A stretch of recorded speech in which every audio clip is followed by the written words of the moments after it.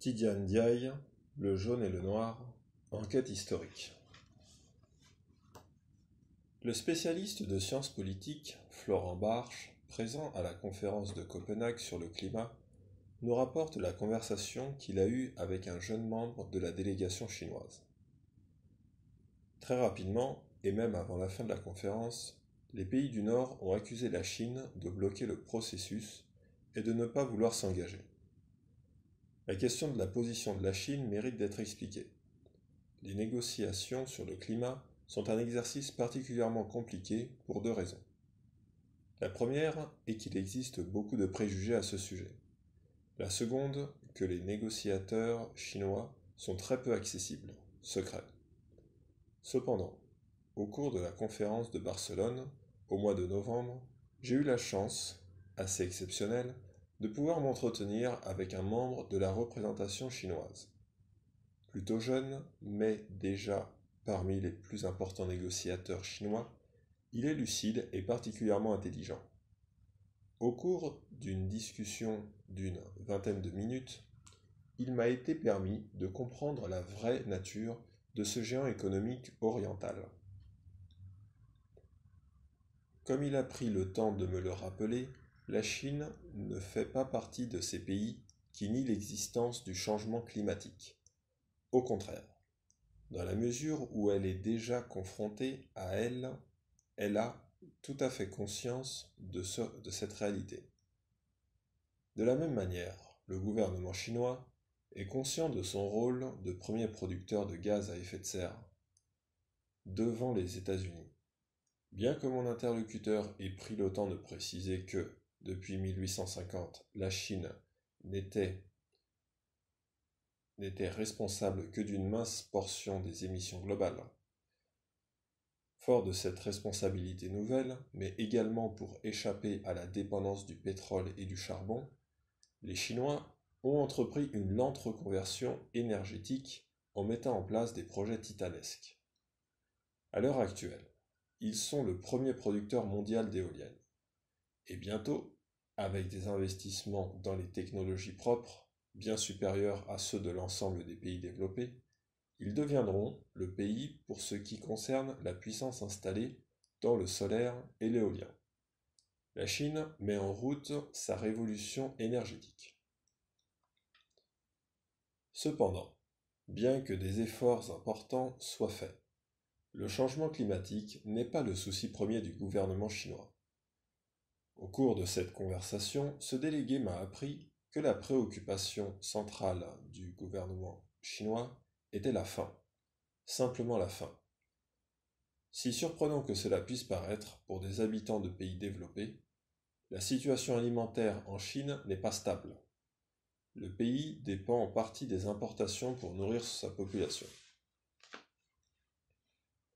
Le souvenir des meurtrières famines de 58 à 61 et des importants bouleversements politiques qui ont suivi fait craindre au gouvernement un retour possible de cette période noire au cours de laquelle entre 15 et 36 millions d'habitants seraient morts de faim.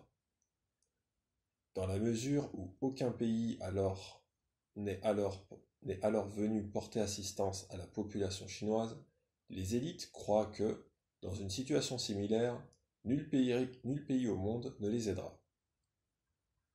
Aussi, toute mesure pouvant constituer un frein au développement de la Chine ou qui serait susceptible d'y déstabiliser la situation alimentaire est perçue comme une possible atteinte à l'équilibre social chinois. Un accord contraignant sur le climat serait de cette nature.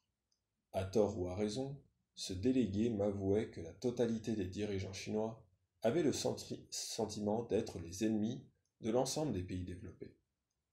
Il se méfiait de ces accords qui pourraient les fragiliser et engendrer cette famine déjà connue et tant redoutée et sonner le glas de leur hégémonie en Asie. Les propos de mon interlocuteur ont l'avantage d'être clairs et sans détour. Mais si les présidents chinois et américains entretiennent un semblant de convivialité, une absence totale de confiance règne entre ces deux pays et plus largement entre les pays émergents et les pays développés. Ainsi, le développement économique et social, le plus rapide possible semble être la seule solution acceptable pour le gouvernement chinois. La volonté de se prémunir contre ce qu'il pense être la plus grande catastrophe, en l'occurrence la famine, entraîne la Chine dans une spirale de développement à tout va, où la préservation du climat n'a aucune place. La logique est à l'extrême. Il faut dire qu'au cours de ces 25 siècles d'histoire, la Chine a connu plus de 1800 famines. Malgré les demi-vérités et les mensonges grossiers de la propagande officielle de l'époque révolutionnaire, on commence tout juste à réaliser l'ampleur de ce qui frappa ce pays entre 58 et 61. Les experts de la propagande du parti affirmaient pourtant: la Chine a dépassé tous ses records de production. Pendant ce temps, une politique inhumaine parquait les affamés hors des villes, alors que les animaux du zoo de Shanghai, exhibés à la vue des visiteurs étrangers, étaient eux grassement nourris. La plupart des visiteurs, toujours très encadrés, ne pouvaient rien deviner des terribles malheurs que le pays traversait. Comble d'incohérence politique, pendant que des millions d'enfants, de femmes et d'hommes étaient victimes de la faim à l'intérieur de ses frontières, la Chine faisait des dons de denrées alimentaires à l'étranger. Tout cela se déroulait au cours du Grand Bond en avant, une utopie meurtrière dont Mao Tse-tung porte toute la responsabilité. Jusqu'au milieu des années 50, la République populaire de Chine a copié avec zèle le modèle soviétique. Mao estimait que la Chine pouvait dépasser son rival communiste et atteindre plus rapidement le stade suprême de leurs objectifs planifiés.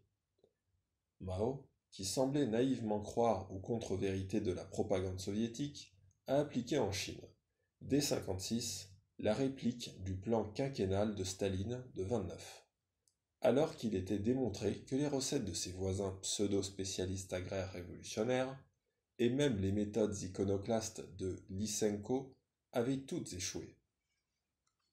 Du jour au lendemain, l'agriculture chinoise, structurée autour de communes populaires rurales, passa sous le contrôle du gouvernement. L'État achetait des céréales à bon marché et les revendait chères. Grâce aux bénéfices réalisés, la Chine pourrait augmenter sa production sidérurgique et fabriquer le matériel agricole dont elle avait besoin. L'État confisqua les terres, les biens personnels des paysans et abolit l'argent pour le remplacer par des tickets de rationnement. Tous ceux qui avaient la moindre compétence agricole furent arrêtés sous prétexte qu'ils étaient des adeptes rétrogrades de la science bourgeoise. Avec ses propres spécialistes à lui, Mao pensait pouvoir tripler la production céréalière en peu de temps. Ainsi, toute la pratique paysanne traditionnelle fut remise en cause dans un pays où 9 personnes sur 10 tiraient leur subsistance de la terre et n'avaient aucune idée des nouvelles méthodes culturales. Cette politique entraîna à la fois la croissance industrielle des centres urbains et une terrible famine dans les campagnes. Dans les communes populaires rurales, sur l'injonction du parti, une main-d'œuvre inexpérimentée avait occupé tout son temps à la production locale de biens sidérurgiques d'une qualité exécrable, tandis que les récoltes pourrissaient sur pied. Les mois qui suivirent furent meurtriers pour les populations confrontées à l'une des plus graves famines de l'histoire de l'humanité. À l'approche de l'hiver 58, les réserves étaient épuisées. Au cours de la disette, les gens mangeaient de l'herbe, des écorces ou des feuilles d'arbres. Certains avalaient de la boue, d'autres des toiles d'araignée. Dans les bouses de vaches, on cherchait des grains de blé qui n'auraient pas été digérés, jusqu'au jour où il y eut plus rien d'autre à se mettre sous la dent. La famine s'étendit sur l'ensemble du pays. Des plaines du Yangtze-Jiang au plateau du Tibet, toutes les contrées furent touchées. Au dire des spécialistes, le cannibalisme sévit dans cette partie du monde plus que nulle part ailleurs au cours du XXe siècle. Au total, selon les Chinois qui veulent bien le reconnaître, entre 15 et 36 millions de personnes périrent, victimes de la catastrophique politique culturelle du Grand Bond en avant. Pourtant, Sans état d'âme, les Chinois n'hésitèrent pas à suggérer cette calamiteuse recette à l'Éthiopie, un régime frère. Les mémoires se souviennent encore des images insoutenables des paysans traqués par la faim et des enfants souffreteux du régime marxiste-léniniste de Mengistu Haile Mariam. Ce passé terrifiant et traumatique reste gravé dans la mémoire collective des Chinois, bien que le sujet soit tabou et banni de tous les supports de communications officiels. Le secret fut bien gardé et le drame occulté. Le thuriféraire de la révolution culturelle, d'habitude si prolixe, restèrent évasifs ou étrangement amnésiques sur le sujet. Mais comme en psychologie individuelle, refoulé n'est pas oublié, quand bien même les autorités ont réussi à industrialiser leur pays et à sortir leur population de la pauvreté extrême, le spectre de la famine continue de hanter la politique chinoise. La peur de manquer un jour de nouveau de ressources, les plus essentielles au fonctionnement de leur pays, pourrait bien expliquer la rapacité économique des dirigeants chinois et leur acharnement quasi phobique à vouloir sécuriser leurs approvisionnements. Confidence de l'un d'eux. Les quelques faits qui perdurent dans nos mémoires, sont la mort de Mao Tse-tung, le 9 septembre 1976, et les années de famine, où des millions de personnes moururent en 2 ans. La génération des maoïstes, disparaissant au fur et à mesure que le pays s'enrichit, peut-être cette partie de l'histoire deviendra-t-elle plus facile à relater. Pour l'heure, cette expérience doit inciter les Africains à plus de prudence devant certaines images propagandistes agitées aujourd'hui par l'Empire du Milieu. Il convient de garder les pieds sur terre. Les résultats, tant vantés du miracle économique chinois, malgré le recul de la pauvreté, n'ont guère augmenté les revenus urbains que de 14% en moyenne et en accentuant les inégalités. La Chine n'est pas encore un pays développé. Sa population, dans son ensemble, a certes bénéficié du véritable décollage économique enregistré à partir de 1978. En 25 ans, le revenu par habitant a fortement augmenté puisqu'il était, selon la Banque mondiale, de 190 $ en 1978 et de 1000 $ en 2004. C'est ce qui a permis à 400 millions de Chinois de sortir de l'extrême pauvreté. Réservé à l'élite pendant un temps, le réfrigérateur, le vélo et le téléphone sont devenus des biens de consommation courants pour des centaines de millions de personnes. Globalement, la consommation moyenne de calories par habitant a progressé au moins d'un tiers en un quart de siècle. Ce qui n'est pas sans expliquer l'allongement de l'espérance de vie. La Chine ne reste pas moins un pays pauvre.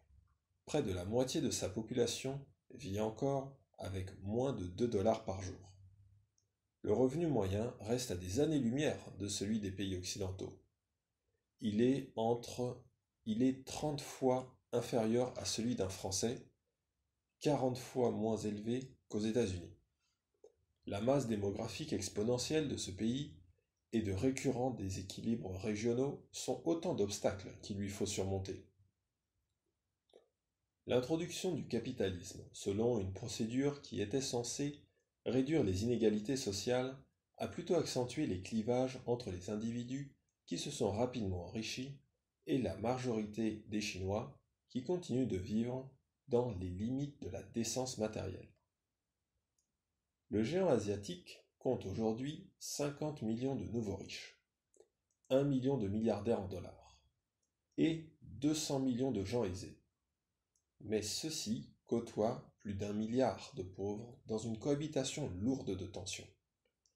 Les revenus des plus riches s'envolent comme sur une fusée et les hissent à la 2e place du monde, tandis que ceux du peuple progressent à la vitesse de l'escargot.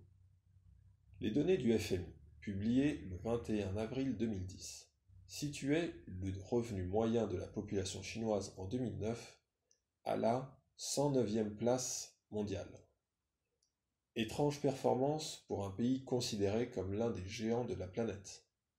Si l'organisation du marché intérieur d'un pays est la même pour tous, quel que soit le niveau de richesse ou de pauvreté. Elle n'aura pas de sens pour les gens ordinaires. Or, les conditions de vie des populations chinoises sont justement caractérisées par de bas revenus et le manque de protection sanitaire, alors que les prix de l'immobilier et des produits de consommation flambent. Et cela ne les met pas à l'abri de taxes toujours plus élevées. Les Chinois eux-mêmes se demandent où les mènera une telle situation. Il n'y a donc pas encore lieu de pavoiser devant le grand saut en avant chinois. Un spécialiste de la question, Jacques Van Minden, nous restitue l'image réelle de ce pays. Il y a toujours en Chine 900 millions de paysans, 400 millions de citadins, ou plus, ceux-là ne sont pas répertoriés. Il y a 100 millions de migrants, des enfants multiples. Quoi qu'il en soit, ils sont là, et le problème, c'est qu'ils mangent, et l'on sait, une fois écartés les déserts et les montagnes, qu'il n'y a que 14% de terres cultivables en Chine, où faire pousser des légumes et élever des animaux.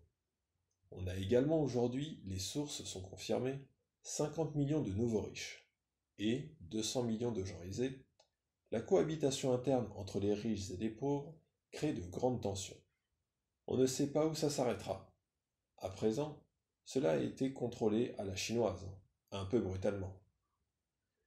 Cette promiscuité entre nouveaux riches et extrêmement pauvres est un maillon faible d'une société potentiellement exposée à des sursauts contre-révolutionnaires, de toutes sortes. L'histoire de la Chine est rythmée par des révoltes populaires contre l'empereur. Certains de ces mouvements ont réussi à renverser des dynasties puissantes. Et depuis des siècles, tout dirigeant de ce pays s'en méfie. La sagesse, autant que l'expérience historique, lui commande de trouver les moyens d'éviter l'étincelle qui provoquera l'explosion fatale.